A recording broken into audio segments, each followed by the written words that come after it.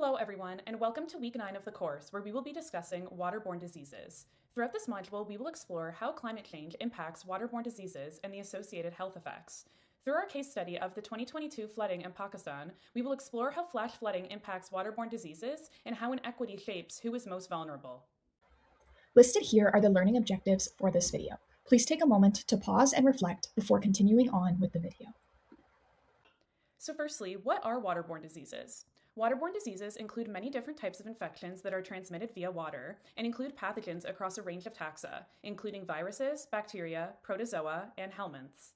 These pathogens can cause an array of symptoms, including diarrhea, fever and other flu-like symptoms, neurological disorders, liver damage, and others. Waterborne pathogens and related diseases are a major public health concern worldwide due to their associated morbidity and mortality, as well as the high cost associated with their treatment and prevention. Detection methods play a major role in monitoring water quality, surveillance, and quantitative microbial risk assessment. Thus, they have a major influence on implementing mitigation and prevention strategies to achieve the goal of water safety. Multiple factors can produce waterborne disease outbreaks. Anthropogenic climate change has caused increases in the number of warm days and nights, as well as the frequency and intensity of both droughts and heavy rainfall events. This has direct implications for waterborne diseases, which we will discuss in more detail later in this presentation. The relationships between climate and waterborne diseases are not straightforward and vary by pathogen type, as well as social and ecological conditions. Waterborne diseases cause a significant global burden. As of 2015, waterborne diseases were estimated to cause more than 2.2 million deaths per year globally. Additionally, it is estimated that 3.2% of deaths globally were attributable to unsafe water caused by poor sanitation and hygiene. Millions of people globally do not have access to safe drinking water, sanitation, and hygiene, also known as WASH services, and therefore suffer from or are exposed to many preventable illnesses. In 2019, a study done by the World Health Organization estimated the burden of disease attributable to unsafe WASH conditions for key health outcomes. They found that 1.4 million deaths could have been prevented with safe WASH. Additionally, 74 million disability adjusted life years, or DALYs, which is a measure of disease burden representing a year lost due to ill health, could have been prevented with safe WASH services. Finally, 69% of diarrhea deaths in 2019 could have been prevented with better WASH services. We will continue to learn more about the prevalence of waterborne diseases and WASH services as we explore our case study. We will now explore the case study, the 2022 flooding in Pakistan, and specifically in the provinces of Balochistan and Sindh. Please keep in mind these key questions as you watch. Pakistan is a country located in South Asia and is the fifth most populous country in the world. It has a population of over 251 million and a high growth rate. The population is also relatively young. 36% of the country is age 0 to 14, and 59% are age 15 to 65. As shown on the map, Pakistan has a variety of climates and geographical features. It includes plains, mountainous regions, coastal areas, and deserts. Our focus for today for our case study is Sindh and Balochistan, two provinces of Pakistan. Sindh consists of flat plains and lowlands, surrounded by the Indus River Valley. It is primarily composed of agricultural and farmland. Balochistan is mostly rocky, with mountainous areas, and is extremely resource-rich. The main sources of water for Pakistan include the Indus River, which, as you can see, runs southward towards the entire country. It also runs through its tributaries, which are the Chenab and Jhelum rivers. These are supplied by glacial melts from the Karakoram, Himalayas, and Hindu Kush mountain regions, monsoon rains, and snow melt. It is also composed primarily of groundwater, as well as water reservoirs from two major dams across the country. The Indus River Basin is a large river basin that flows southward across the entire country, before emptying into the Arabian Sea. In Pakistan, it is a central life force, as it provides water for irrigation, industry, and electricity. The climate of Pakistan also varies, but it is largely a subtropical and semi-arid climate. Most of Pakistan experiences hot summers and cool winters, characterized by heavy monsoon seasons that supply water in the summer months. It is also prone to extremes, for example, missed monsoon rains, extreme humidity and heat waves, or intense rainfall. In recent years, the weather has become increasingly unpredictable. These shifts in extreme weather patterns and high dependencies on water sources have dangerous consequences, which leads us into our case study for today. 2022, that monsoon season, there was exceptionally heavy rains that occurred, which resulted in flash floods and then therefore the sudden rise in cholera cases. So who is impacted by these floods? The 2022 floods caused immense damage across the entire country. In fact, at one point, 1/3 of Pakistan was submerged underwater. 33 million individuals were impacted by the floods, with 1,033 deaths and 5.4 million displaced. It's important to remember that these numbers are confirmed, and there could be many more. Returning to the geographical and demographic factors, we see that Sindh and Balochistan were the most severely affected by the 2022 floods. Looking at the figure on the right, you can see that the rainfall in 2022 compared to average rainfalls was significantly higher. Sindh's rainfall was 508% higher than its average. As we delve deeper into the 2022 floods, we'll examine the implications of these statistics from a health equity and justice perspective. But first, how exactly did these floods happen, and what happened as a result? Let's look at the exposure model introduced by Smith from Module 2. On this slide, we'll look at the exposure model introduced by Smith in Module 2 to understand the climate driver, exposure pathway, and health effect. In our case study, the primary climate driver is identified as increased precipitation.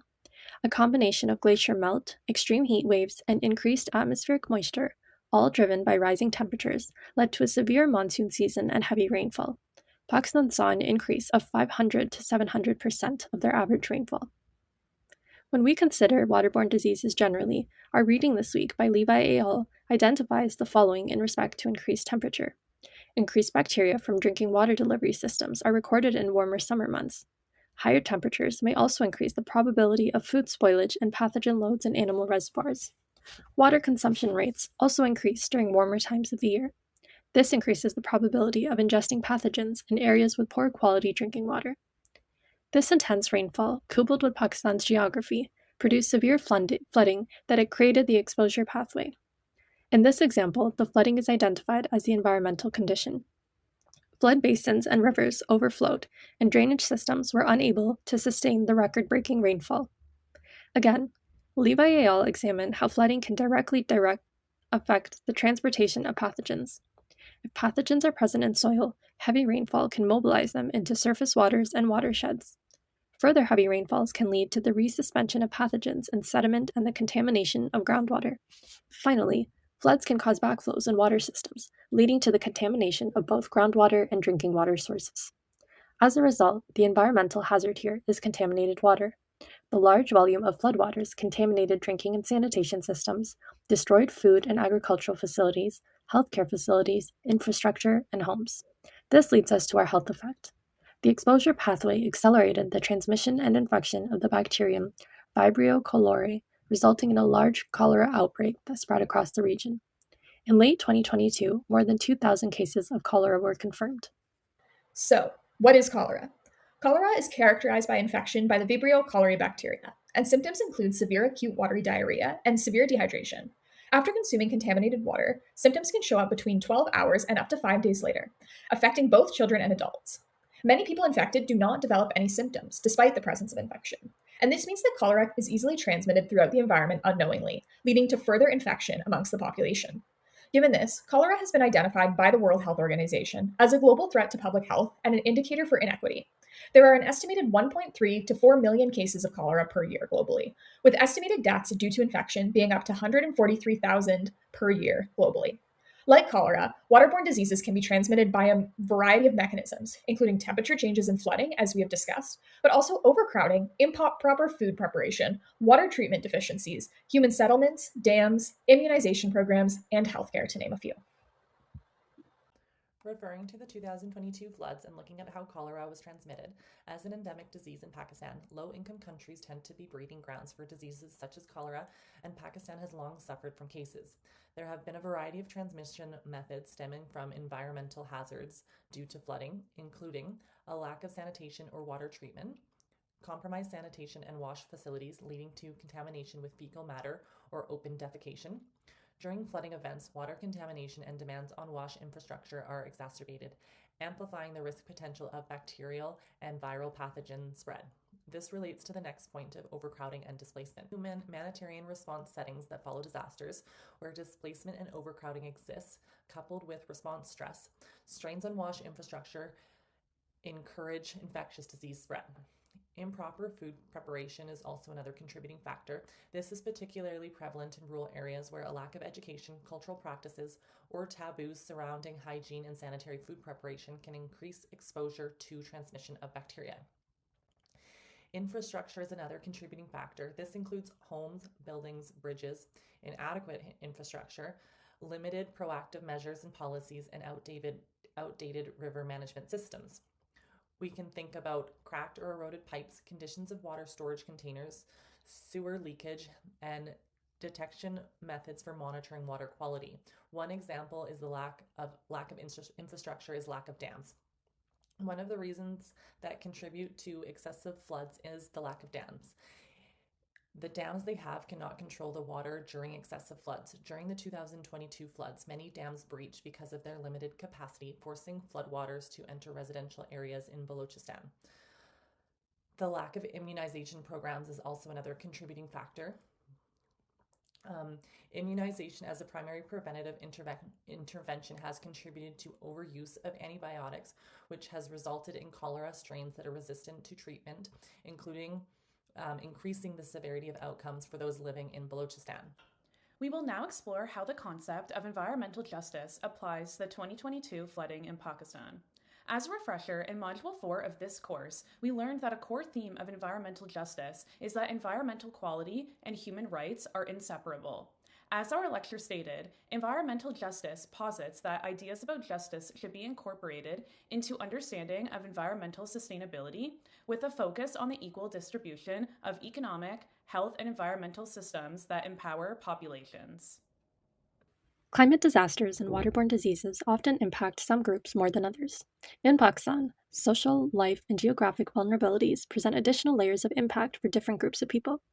In the sections that follow, we'll explore who is affected by the 2022 floods and how different vulnerabilities intersect to create disproportionate impacts on certain groups and regions. By exploring the conditions that make some people more vulnerable, you will also see how the concepts of equity, justice, and racism apply. Socioeconomically disadvantaged groups are highly impacted by climate-related disasters due to limited resources, inadequate infrastructure, and high poverty levels. These factors directly reduce their capacity to prepare for, respond to, and recover from disasters.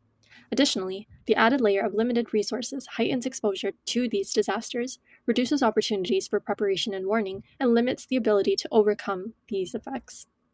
For examples, individuals living in precarious housing conditions or without access to shelter face heightened risk from climate events. In rural areas, impoverished populations are concentrated in hazardous areas, such as floodplains and steep hills. Another thing is income. For example, in the Sindh province, 39% of the population lives below the national poverty line. 60% of Pakistanis earn less than $4 a day, which, combined with the effects of disasters and adverse climate events, directly impacts their ability to overcome, survive, or rebuild. Many low-income Pakistanis are dependent on their trades, their services, and their goods. When flooding overtakes or damages abilities and materials such as agriculture, cotton, and other materials, they are adversely impacted. Post-flood, 90% of crops were destroyed, and with 72% of livelihoods in Sindh and Balochistan dependent on agriculture, this has had severe effects on livelihoods, access to basic services, and survival. It is important to note that agriculture is 26% of Pakistan's total GDP. Post-disaster, 1.5 million people were pushed into poverty, 22% took on crippling debt, and many families resorted to child labor or selling assets to survive. Socioeconomic status and flooding events affect inflation, job loss, food insecurity, and livelihoods. Youth, women, and children are particularly more vulnerable to the effects of climate disasters. Women and girls have fewer resources to protect themselves against the impacts of climate change, particularly with waterborne disease and flood-related events. In a post-disaster needs assessment conducted by the UN, it is estimated that 640,000 adolescent girls were at risk of gender-based violence and child marriage due to the crisis. This is due to the extreme economic hardship and burden on families, and in the wake of limited resources and aid, extreme measures were seen as the only option to ensure survival. Factors such as limited mobility, limited education, and limited access to feminine hygiene, supplies, and tailored care further makes women and girls more vulnerable. Another example is pregnant women. During the 2022 floods, they faced severe hardship and difficulty with receiving appropriate care in aid camp living conditions or even being able to navigate through flooded waters. The risks were further compounded in newborn development. Gendered practices are another layer of vulnerability. Domestic responsibilities, such as cooking, cleaning, and washing, are often performed by women, which puts them at greater risk of infection with contaminated water, and hence waterborne disease. Women and children were also disproportionately affected by the cholera disease in Pakistan, making up 54 and 49% of cases in one study. Water scarcity is another issue. In Sindh and Balochistan, women and girls are often the ones who fetch water. Damaged infrastructure and flooding means having to walk longer distances to collect water, which can increase their exposure to health effects, injury, or even gender-based violence. There are also other life course vulnerabilities that exacerbate the effects of flooding events. For example, children can be more sensitive due to differences in pathology and immunity, and additionally may be more vulnerable to trauma and stress. Displacement and involuntary migration as a result of flooding can also perpetuate vulnerability and create compounded systemic disadvantage for certain groups. For example, displaced people with chronic diseases such as diabetes, hypertension, and heart disease went days without access to medication after the 2022 floods. Seniors, people with physical disabilities, and those with mobility issues also had limited support in aid camps or were unable to reach safe areas. As we learned in previous modules, environmental racism refers to environmental policies, practices, or directives that disproportionately disadvantage individuals, groups, or communities, either intentionally or unintentionally, based on race or color. In developing countries, such as Pakistan, the racial and historical context has more to do with the impacts of climate change than you might think. Decades of colonialism, extraction, and violent exploitation have had long-standing effects that contribute to the extent, impact, and spread of both the disease and adverse climate events. Regarding racism and colonialism as it pertains to the 2022 floods, it is clear that colonial legacies persist, as was evidenced by infrastructure that has exacerbated flooding. During the British Empire, the most profitable and resource-rich regions of Pakistan were heavily exploited and plundered. Ironically, the most affected by the floods were these same provinces, Sindh and Balochistan. This is a result of projects that were undertaken for the purpose of profit maximization. For example, the British built a series of canals and barrages, which is a type of dam, of their own to increase their agricultural output and therefore their profit. However, in doing so, they disrupted the natural river flow of the Indus and directed water towards inland. One more recent example of this is the Tansa Barrage, which was given funding from the World Bank under the guise of protection. However, scholars and critics oppose this idea, warning that this structure would only increase sediment, elevate riverbeds, and actually heighten flood risk. This was proven correct in 2010 when another massive flood event had occurred. From a climate justice perspective, projects such as deforestation, large-scale infrastructure, and forced settlement and migration of local communities have profound consequences that resort to environmental racism. The impacts of these colonial legacies not only change the country's biodiversity and local ecosystems, but also disrupt traditional land practices, impact sustainability and resource ownership, and have washed away several villages, displacing and killing thousands over the years. Colonialism and racism are also present in resistance efforts. World powers refuse to take accountability or provide meaningful reparations, climate sanctions, environmental regulations, or meaningful aid efforts. However, they continue to benefit from these countries. Systemic disparities also keep the country from being able to mitigate these impacts as climate change worsens. This affects access to electricity, education, poverty, livelihoods, and basic necessities. The additional impact on women and girls perpetuates systemic inequity for groups of colored bodies. The impacts of flooding have also destroyed cultural and historical ties to land, ancestry, and culture. This causes mental health, trauma, and distress. Pakistan's water was treated as a financial resource, removing the cultural, spiritual, and ecological values that were prescribed to it by Pakistani people. At least 149 archaeological sites, including 2 World Heritage sites in Sindh, suffered considerable damage during the 2022 floods.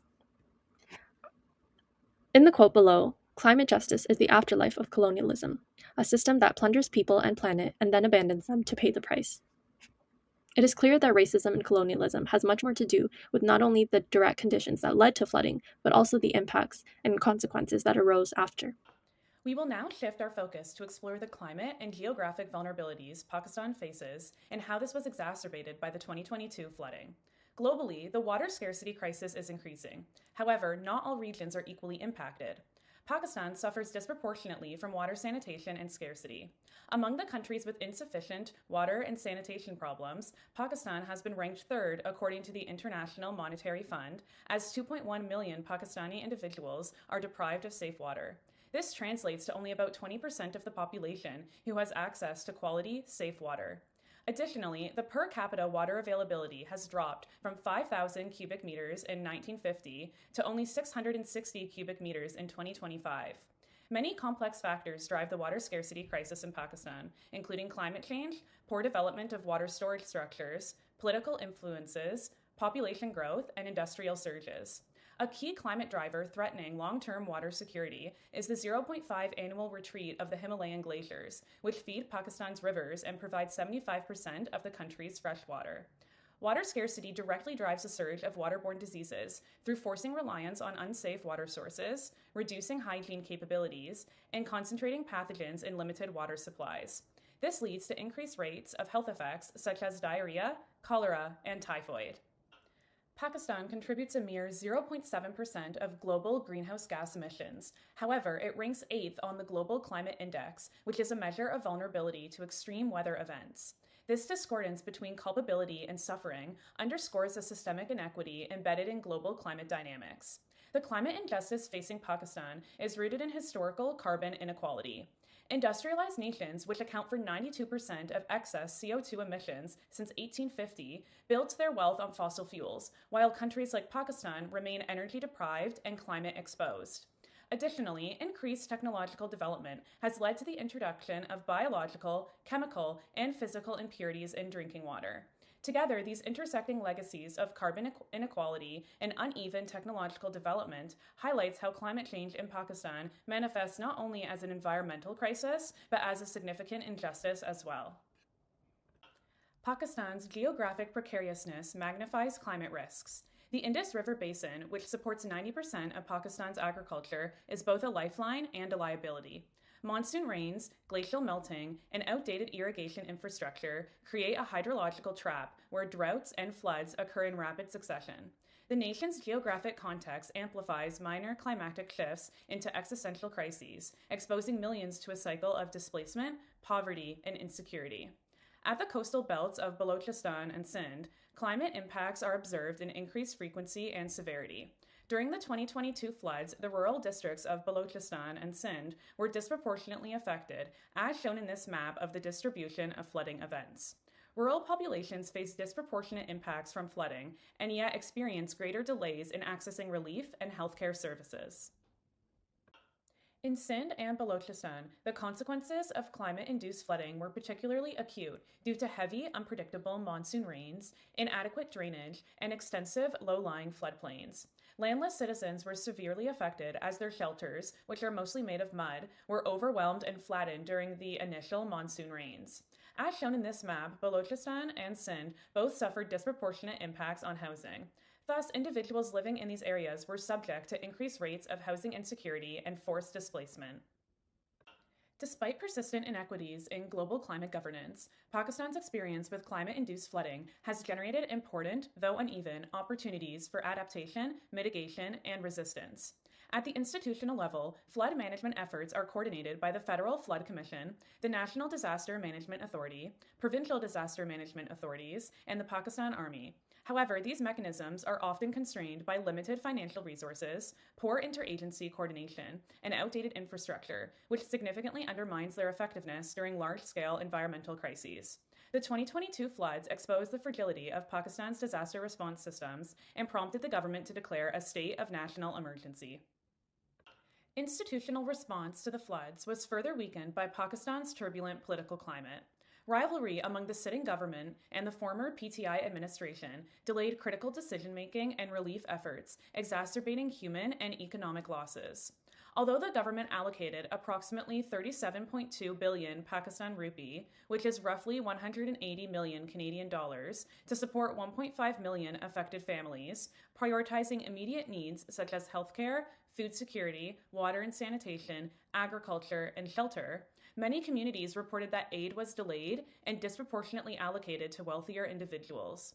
Those living in rural and remote areas, as well as informal settlements, often received minimal assistance, highlighting deep governance and accountability gaps. Significant shortcomings also exist in how vulnerability is conceptualized and addressed.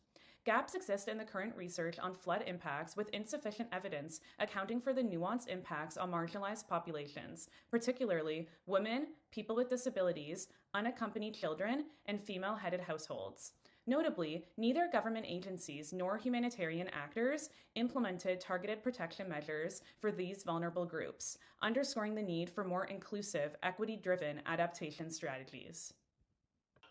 At the humanitarian level, the government of Pakistan established a National Flood Response and Coordination Center. In August 2022, the government and the United Nations jointly launched the Pakistan Flood Response Plan, which outlined immediate humanitarian priorities and coordinated international aid. Post-disaster assessments following the floods estimated the total damage to be 3.2 trillion Pakistan rupee, which is equivalent to 15.5 billion Canadian dollars, and total recovery needs to be 3.5 trillion Pakistan rupee, which is equivalent to 17 billion Canadian dollars. These figures starkly contrast with the limited and loan-based climate finance Pakistan continues to receive. Additionally, at the 2022 United Nations Climate Change Conference, or COP27, Pakistan successfully pushed for the establishment of a loss and damage fund to address the loss and damage from the 2022 flooding. However, the fund's operationalization has been mired in delays and disputes. Wealthy nations resisted calls to make the fund a standalone entity, instead placing it under the World Bank. Critics argue that the shift translates to a lack of accountability by historical polluters. In response to the floods, Pakistan articulated a disaster recovery framework grounded in a whole-of-Pakistan approach aimed at achieving inclusive and climate-resilient recovery. The framework emphasizes building back better, people-centered socioeconomic recovery, and strengthening systemic resilience to climate hazards. Its three core pillars are restoring livelihoods, reconstructing critical infrastructure, and strengthening governance and community capacity. This presents a critical opportunity to address the structural vulnerabilities exacerbating Pakistan's climate events, assuming effective implementation. At the community level, adaptation initiatives demonstrate the potential of localized, justice-focused responses. Projects such as solar-powered water filtration plants, flood-resilient housing, ecosystem-based adaptation through initiatives like Recharge Pakistan, and the restoration of traditional water systems illustrate how integrating nature-based solutions with risk financing mechanisms can reduce flood vulnerability while also improving health. Public health adaptations, including the National Cholera Control Plan for 2025 to 2028, launched in collaboration with the World Health Organization, further highlight the importance of linking climate adaptation with disease surveillance and WASH infrastructure. Resistance efforts, while constrained by global power dynamics, continue to emerge through grassroots mobilization and legal action. Resistance movements such as the Awami Climate March and the Hukuk-e-Pakistan campaign challenges poor funding and demand community-led adaptation, land reform, and accountability from both domestic power figures and multinational polluters. Legal initiatives like the Pakistan Climate Cost Case seek to operationalize the polluter pays principle, reframing climate change as an issue of responsibility and reparative justice rather than humanitarian charity.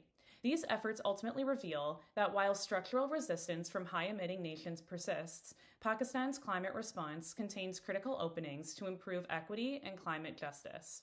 These responses align with the World Health Organization's priorities and the Sustainable Development Goals, which we will now discuss. Referring to Target 6, the World Health Organization has the following subcategories. These are specific goals that will reduce waterborne diseases such as cholera, improve global water and sanitization access, increase water quality monitoring and close critical knowledge gaps about factors affecting water quality, reduce uneven water stress that threatens global development, improve regional gaps and water use efficiency, wider implementation of transboundary water cooperation, improve monitoring to reduce pressure on freshwater ecosystems, and improve integration of water resource management and improve financing to these needs. Together with the World Health Organization, Pakistan has started the Disease Early Warning System, or DEWS, program for flood victims because they are more susceptible to contracting cholera. Early detection was intended to lessen mortality and reduce disease severity. Looking at where we are currently globally, in 2024, 2.2 billion people lacked safely managed drinking water, 3.4 billion went without safely managed sanitization, and 1.7 billion lacked basic hygiene services at home. In schools, 646 million children remain without basic hygiene services, requiring a fourfold increase in progress to meet 2030 targets. Only 56% of domestic wastewater is safely treated. Water stress remains critical in several regions. Freshwater ecosystems are declining, and transboundary cooperation is limited. At the current rate, the world will not achieve sustainable water management until at least 2049. Achieving Goal 6 requires mobilizing comprehensive financing mechanisms, leveraging innovative technologies, strengthening institutional capacity, fostering multi-stakeholder partnerships, and integrating water management across all sectors and governance levels. Water quality monitoring improved, with 120 countries reporting in 2023, up from 89 in 2020. Despite this progress, substantial monitoring disparities persist. Of the 2 million water quality measurements collected globally, only 60,000 originated from the world's poorest region. It creates critical knowledge gaps about the impacts of pollution, climate change, and biodiversity loss on freshwater systems, putting the health and livelihood of up to 4.8 billion people at risk by 2030. You should now have a strong knowledge base about waterborne diseases and the 2022 Pakistan flooding. You should be able to critically analyze the floods from a health equity perspective and identify meaningful strategies to move to the future. Thank you.